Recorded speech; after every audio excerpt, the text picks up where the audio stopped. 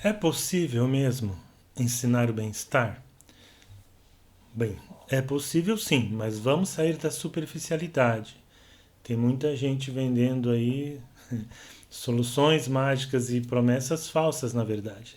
Porque o cultivo do bem-estar, ele precisa estar fundamentado naquilo que a gente já conhece e que foi esclarecido, clareado pela ciência.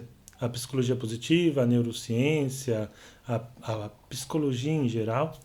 E, e é preciso lembrar que o cultivo do bem-estar é um processo, não é algo da noite para o dia, uma fórmula, algo que se recite, uma prece, um mantra que transforme as coisas do dia para a noite.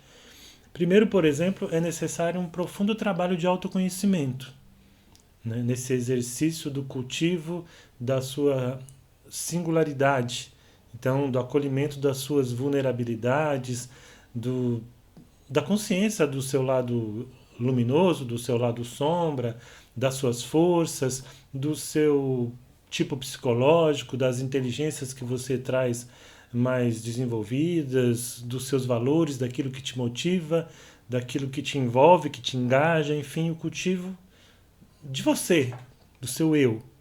E ao mesmo tempo o cultivo da integração ao coletivo, com o social, né? Isso que se faz através dos relacionamentos, das nossas conexões, daquilo que a gente faz em grupo, em sociedade, da forma como a gente atua, se expressa e contribui para essa sociedade. Então, esses dois eixos da singularidade e da integração caminham juntos. E é um caminho, é um processo. Leva tempo, exige um certo esforço.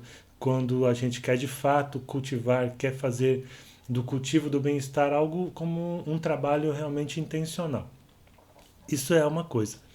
Outra coisa, a própria psicologia positiva chegou à conclusão que uma parte do nosso, digamos, nível de bem-estar médio, ele está ligado à genética, uma grande parte, cerca de 50%. Nós trazemos algumas predisposições.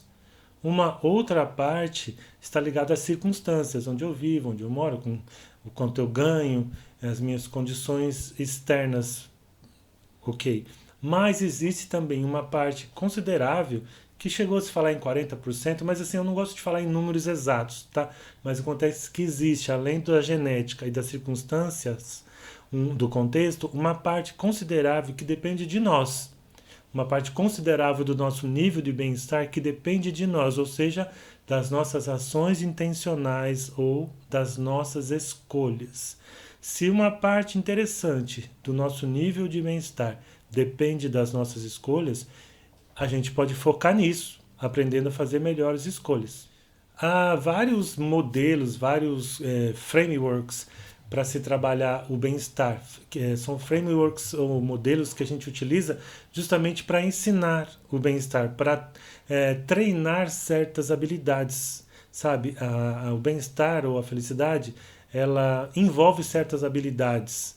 E se são habilidades, elas podem ser treinadas. Então, um dos modelos mais conhecidos foi criado pelo próprio Martin Seligman e é o PERMA. É um acróstico PERMA formado pelas iniciais das palavras em inglês. Então vamos lá. P de Positive Emotions. Então, emoções positivas.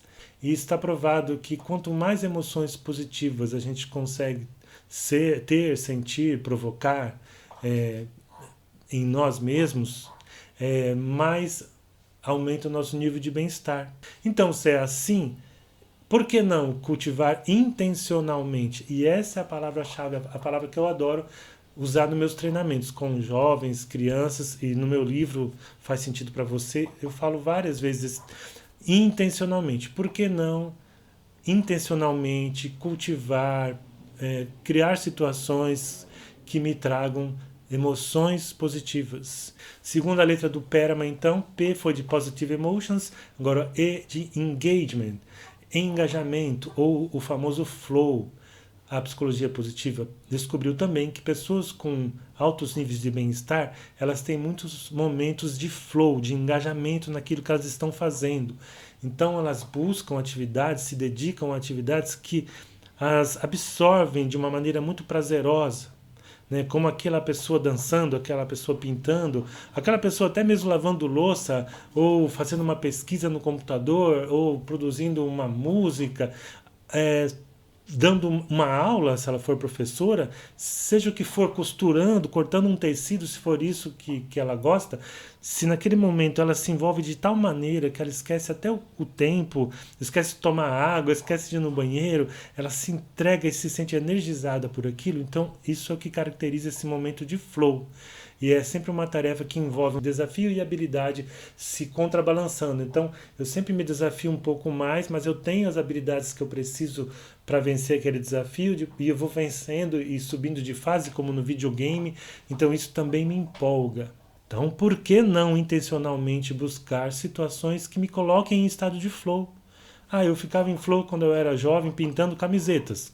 Eu fico em flow fazendo uma pesquisa, fico em flow brincando com as crianças, eu fico em flow quando eu estou dando uma palestra. Então, por que eu não buscar mais atividades que me coloquem em flow, se isso aumenta o meu bem-estar? Por que não fazer isso intencionalmente? Então, PE, o R. O R é de relationships, ou relacionamentos, relacionamentos positivos. É outro fator e talvez um dos mais importantes dos que afetam o nosso bem-estar, a qualidade dos nossos relacionamentos. Nós somos seres sociais. Então, por que não cultivar cada vez mais relacionamentos positivos? Por que eu esqueço daquela prima ou daquele primo que eu gosto tanto? Por que no dia a dia eu não intencionalmente não a convido para tomar um café, para almoçar lá em casa, para a gente caminhar no sábado de manhã? Por que eu não busco as pessoas que eu realmente amo? Por que eu não saio um pouco das telas e provoco ali um piquenique, um bate-papo, uma caminhada, um encontro, um sarau, simplesmente um telefonema, uma carta? Por que eu não invisto intencionalmente nos relacionamentos positivos se eles são tão importantes para o meu bem-estar? Depois vem a letra M, do inglês meaning, que em português a gente pode traduzir por sentido. Nós, seres humanos, temos muita necessidade de sentir que aquilo que a gente faz e que a gente enfrenta, que a nossa vida tem um sentido. Por que não intencionalmente cultivar e buscar fazer mais daquelas coisas que trazem esse senso de sentido e de propósito para a minha vida?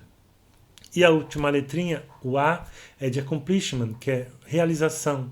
Todo ser humano precisa sentir, ao olhar para trás, que ele realizou algo. E se eu quero olhar para trás ou na frente e sentir que eu realizei algo, eu tenho que começar agora. Então, juntando tudo isso, né, emoções positivas, engajamento, relacionamentos positivos, sentido e essa realização que eu preciso ter, é cultivar tudo isso intencionalmente. Mas eu tinha dito que algumas pessoas acrescentam um V ou um H no final do PERMA H ou PERMA V. Esse V pode ser de vitality, de vitalidade, ou de health, saúde, que então é um sexto pilar, um sexto fator que vem sendo agregado nesse modelo, nesse framework de bem-estar, que é o cuidado com a saúde, né? Cuidado com o corpo, exercício, alimentação, água, aquelas coisas que a gente já sabe e que muitas vezes a gente despreza. Se tudo isso contribui para o nosso bem-estar, por que não cultivar tudo isso consciente e intencionalmente? Dá para ensinar? Sim, porque isso envolve várias habilidades, como, por exemplo, o mindfulness, a atenção plena, a capacidade, a comunicação não violenta, por exemplo, que ajuda muito nos relacionamentos, os exercícios para a gente se entender e também tentar identificar o nosso propósito, o nosso conjunto de valores, enfim, sem querer me estender demais. É possível sim trabalhar, por exemplo, nesse modelo, cada um desses pilares, e é uma forma de eu estar ensinando o que é, como pode ser cultivado o bem-estar.